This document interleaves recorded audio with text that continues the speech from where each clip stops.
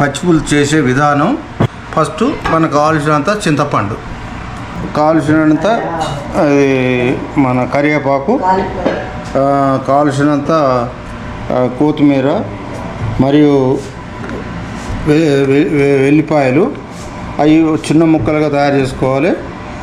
ఉల్లిగడ్డ, కావాల్సినంత ఉల్లిగడ్డ అవి కూడా చిన్న ముక్కలుగా తయారు చేసుకోవాలి. పోపు గింజలు, ఎండుమిర్చితో ఉన్నటువంటిది. తర్వాత అల్లం పేస్టు, నా చేతిలో ఉన్నటువంటి పచ్చిమిర్చిని కాల్చాలి. పొయ్యికి ఇట్లా ఇచ్చేదానికి ఇచ్చింది తీయొచ్చు మామయ్య.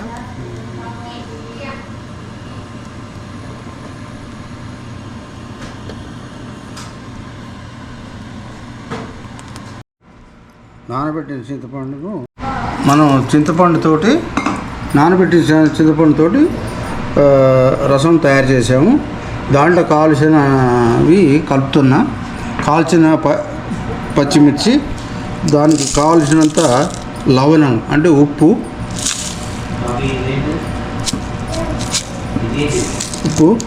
ఈ రెండు కలిపి చేసిన చింతపులుసులో మంచిగా కలపాలి.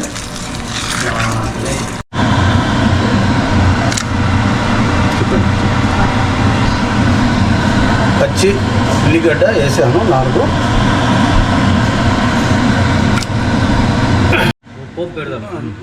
నూనె వేసాను.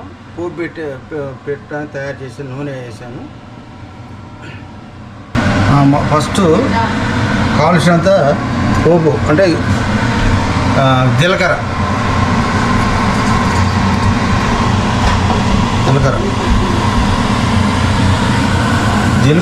తర్వాత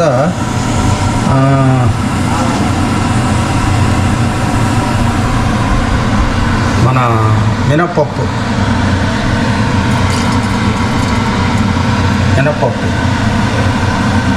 తర్వాత ఆవాలు,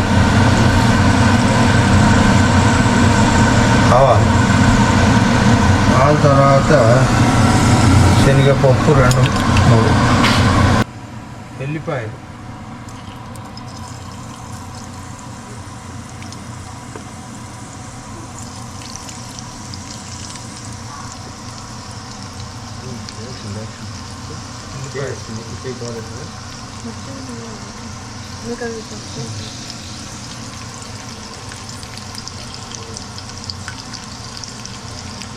ఎల్లిపాయలు మంచిగా ఎర్రగా గోలేంత వరకు మంచిగా ఇది కావాలి. అల్లం పేస్ట్ కొంచెం,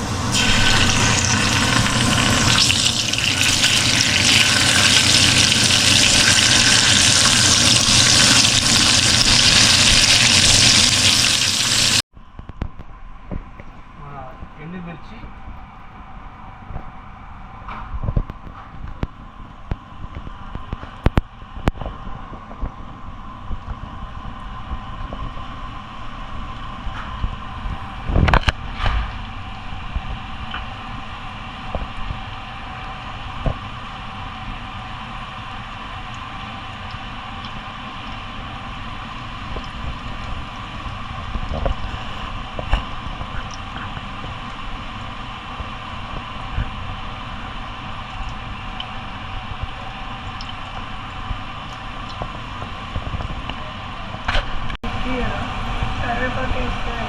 తర్వాత ఉల్లిగడ్డ,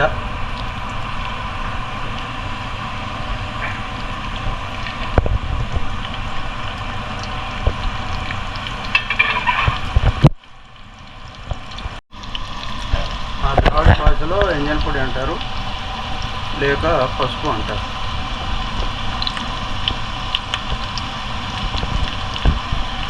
సరిపడా పసుపు ఉంచుకోవాలి పోపులో.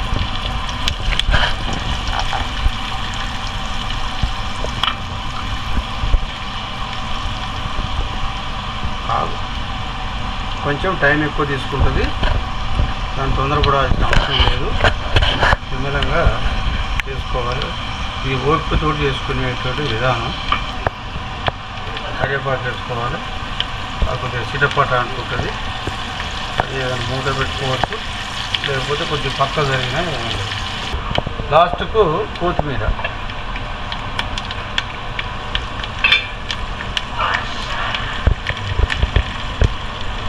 ఇక పోపు విధానము పూర్తయిందండి. పోపు అయింది. పోపును చేసిన రసంలో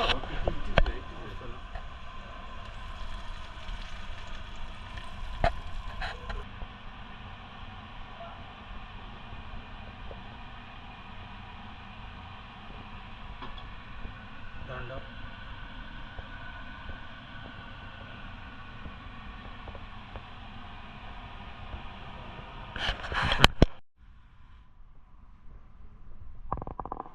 ఇప్పుడు దాకా మీరు ఎదురు చూస్తున్న స్పెషల్ పచ్చిపులి రెడీ అయింది, తయారైపోయింది.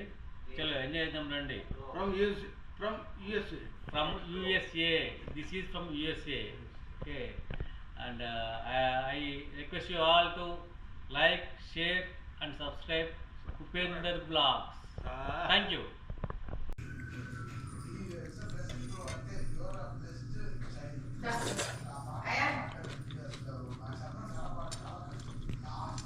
ఎలా ఉంది రెడీ? సూపర్ ఉందిరా, ఎక్దమ్. అంటే నేను ఎక్స్పెక్ట్ చేయలే ఇంత బాగుంటుందని చెప్పి. చాలా బాగుంది, చాలా వెరీ టేస్టీ. చెప్పండి, ఇప్పుడు చెప్పండి. సూపర్. ఎస్.